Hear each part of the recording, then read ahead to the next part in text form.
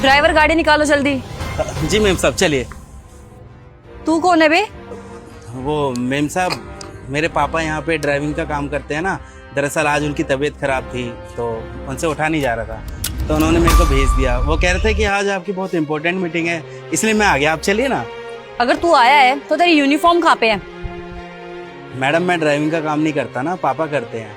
वो पापा के कपड़े मेरे को आए नहीं तो मैं लेट हो रहा था, इसलिए मैं जो कपड़े मिले मैं वही पहन के आ गया ताकि आप लेट ना हो जाए। आखिरकार दिक्कत क्या है तुम गरीबों की? तुम्हारे पास 1000 बहाने होते छुट्टी करने के। अब तेरे बाप की तबीयत खराब हो गई, घर पे बैठा है और तुझे भेज दिया बिना यूनिफॉर्म के।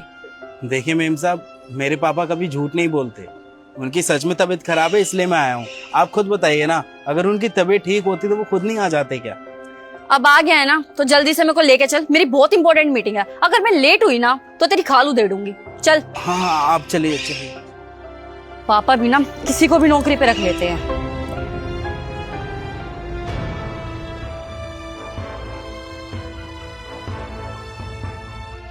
सुन, अंदर ना मेरी बहुत इंपॉर्टेंट मीटिंग है और जब तक मैं मीटिंग खत्म करके नहीं आती ना कहीं जाइयो मत। देख 15 मिनट में मैं वापस आ रही हूँ। अगर तू मेरे को यहाँ पे नहीं मिला ना या कहीं बीड़ी सिगरेट पीने इधर उधर चला गया तो तेरे बाप को नौकरी से निकाल दूंगी मैं। जी मैम साहब।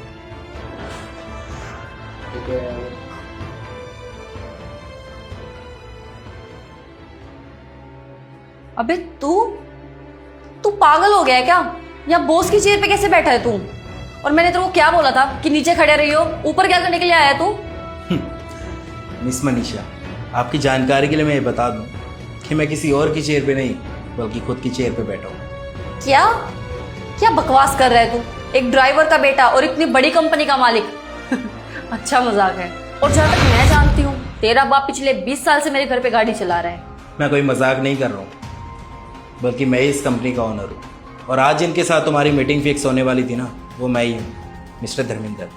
मुझे पता है कि मेरे पिताजी पिछले 20 साल से आपके यहाँ पे ड्राइविंग का काम कर रहे हैं और मेरे पिताजी ने आपके यहाँ पे काम करके मुझे अच्छी शिक्षा दी और मेरे लिए हर वो मुमकिन चीज़ की जो वो कर सकते थे। और मेरे पिताजी ने इतना पढ़ाया लिखाया जो आज मैं इतनी बड़ी कंपनी डीडी इंडस्ट्री का मालिक हूँ। और आप ये सोच रही होंगी कि अगर आपके ड्राइवर का बेटा इतनी बड़ी कंपनी का मालिक है तो उसका बाप एक ड्राइविंग का काम क्यों कर रहा है? तो मैं आपकी जानकारी के लिए बता दूं कि मेरे पिताजी ना एक खुददार व्यक्ति हैं। वो कभी भी अपना काम नहीं छोड़ना चाहते।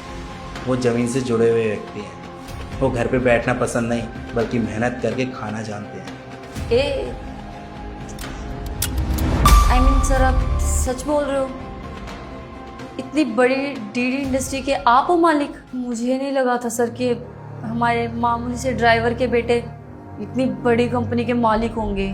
वरना सर आप ही बताइए ना कि मैं आपसे इतनी बदतमीजी से बातें क्यों करती अगर मुझे पता होता तो।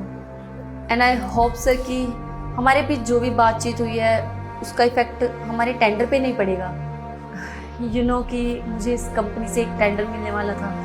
हाँ मैं बहुत अच्छे से जानता हूँ कि आज तुम्हें टेंडर मिलने वाला था और जो तुम्हारी मीटिंग थी वो हमारी कंपनी के साथ फिक्स थी। और तुम परेशान मत हो।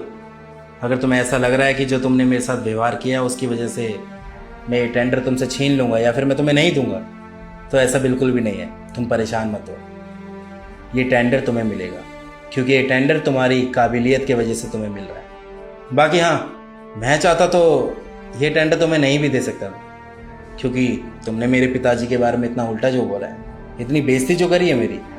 लेकिन अगर मैं ये टेंडर तुम्हें नहीं दूंगा ना तो शायद तुम्हारे अंदर और मेरे अंदर कोई फ़र्क नहीं रह जाएगा। इसलिए, और मेरे पिताजी ने मुझे ऐसी शिक्षा नहीं दी है कि अगर कोई व्यक्ति हमारे साथ गलत करता है तो हम भी उनके साथ गलत करें। तो तुम परेशान मत हो, ये टेंडर तुम्हें ही मिलेगा। बाकी बस मैं इतना ही कहना चाहूँगा कि कभी भी किसी गरीब इंसान को ना दबाना नहीं चाहिए और ना ही उसको उल्टा बोलना चाहिए, क्योंकि भगवान ने सबको जीने का हक दिया है, सबको एक समान बनाया है। तो प्लीज़ इज्जत कर लो। आज जो मुझसे गलती हुई है वो गलती मैं कभी नहीं दोहराऊंगी और सबसे प्यार से बात करूंगी। I am sorry sir. और सर आप तो हम सबके लिए एक इंस्पिरेशन है कि आप इतने बड़े आदमी होने के बाद भी एक साधारण सी जिंदगी जीते हैं। एंड सर मैं प्रॉमिस करती हूँ कि आज के बाद मैं कभी किसी के साथ बदतमीजी नहीं करूंगी। चलो तो बहुत अच्छी बात है कि तुम्हें अपनी गलती का एहसास हो गया। बाकी मैं आशा करता हूँ कि आज के बाद कभी भी तुम किसी के साथ ऐसा व्यवहार नहीं करोगी, क्योंकि अगर हम सामने वाले के साथ ऐसा व्यवहार करते हैं ना तो कर्मा कभी ना कभी लौट के हमारे पास ज़रूर आता है। चलो अभी सब छोड़ो, जिस काम के लिए आए हैं हम वो करें। जी सर।